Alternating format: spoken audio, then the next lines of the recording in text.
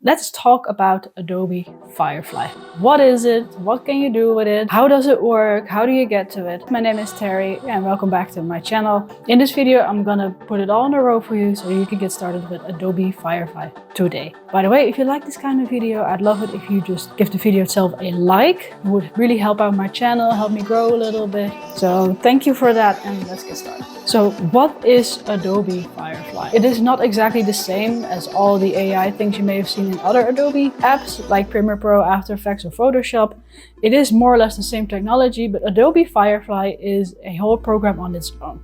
It was released in March earlier this year. It was released into beta and you don't necessarily need a subscription with Adobe to use Adobe Firefly, the individual program, and the generative AI functions in the other apps are available only in the beta versions of those applications. The AI tools from Adobe are also available in Adobe Express, which is this online free tool that you can use to make any kind of post that you like.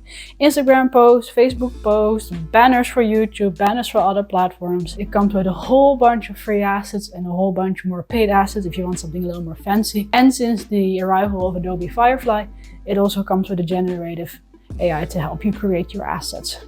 If you want to check out Adobe Express, I'll leave you a link in the description and so you can check it out for yourself.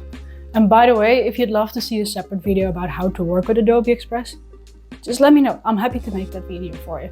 But what is generative AI? Like, how does it actually work? The world of AI is really fast and complicated, and the world has a tendency to let you think that AI is this subconscious kind of living in your computer, doing things for you and silently plotting to kill you. It's not. The idea behind generative AI is that you give a prompt and the AI gives a text or an image based on that prompt, or it gives you a sound or any other digital asset that you might want to use.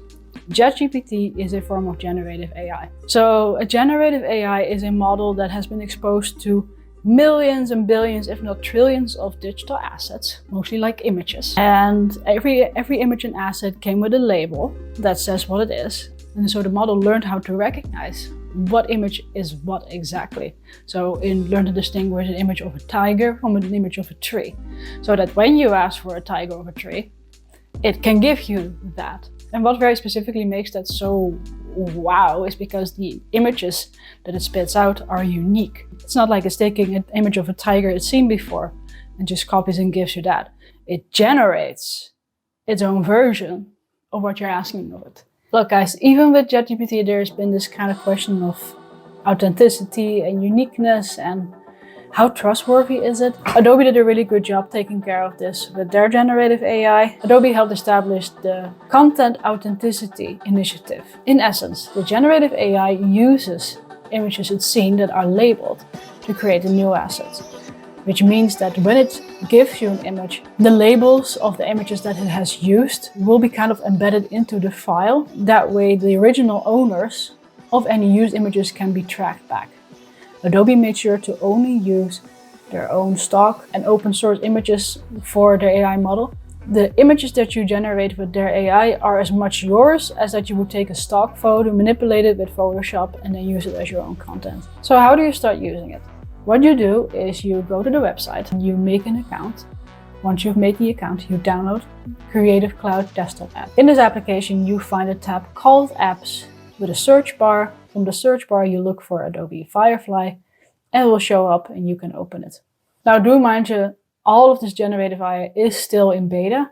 It's not going to be perfect, but we're going to play with it. And here we are at Adobe Firefly beta. I started playing for a text to image. Now, I have played with it a little bit already because I didn't want to go into this experiment completely clueless. The funny thing is I was very urged to keep my prompts as simple as possible, worrying about confusing the AI. It turns out that the more detail, the better the result. Here I have this image and the prompt was pianist playing in abandoned apocalyptic amusement park, art, digital, chaotic, science fiction, fantasy and steampunk. So as you may or may not know, I'm also a fiction writer. I'm working on a story right now and I kind of want to see if I can create the perfect base image to create some cover art. So tropical bay enclosed in a canyon So let's say generate.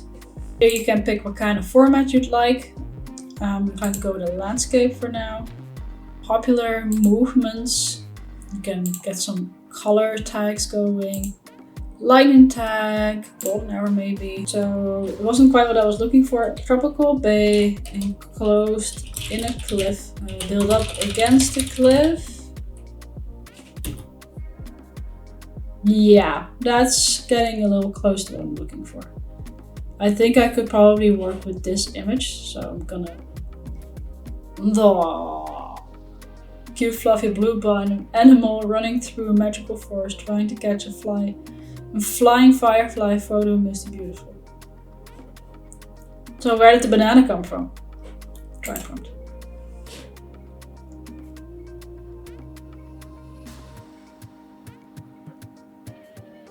That banana is a little, what? Like I said, it is a beta. Because one of my childhood pets died unfortunately about 8 years ago. This picture was taken in our old home, like home where I moved out about 10 years ago. As you may notice, he's missing something. I want to see if AI can fix his ear. So what we do is we select it with the rectangle marquee tool, select tool, make sure the whole ear is in it, and then generate the fill. You describe what you want it to do, and I will say make the cat ear whole. Generate.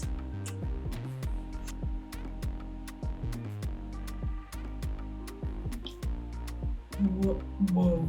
You kind of see a little bit of light issue. You also see that the hair coming out of nowhere, but that's all. That seems to be the issue here as well. There are two other options. It's too flashy. You know what? I think most people believe it. I think either this one or this one. This one's a little too turned away and is fucking with the rest of his forehead. So I would go for this one. What do I do now? Just okay. Thank you for feedback. Oh, you're welcome. It's good. I'm happy. Do I?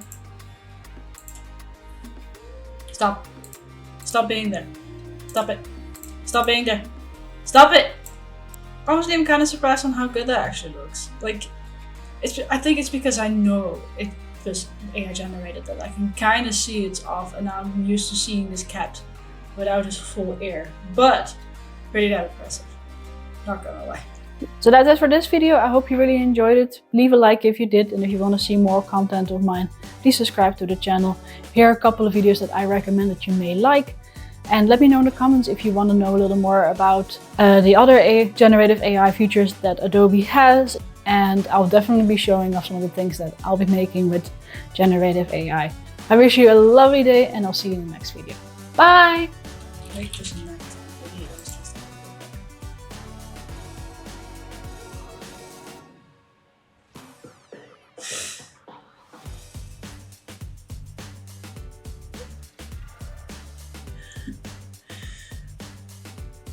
Obviously, I'm not quite using it the way it's supposed to be used, but you know what? 10 out of 10 just for that.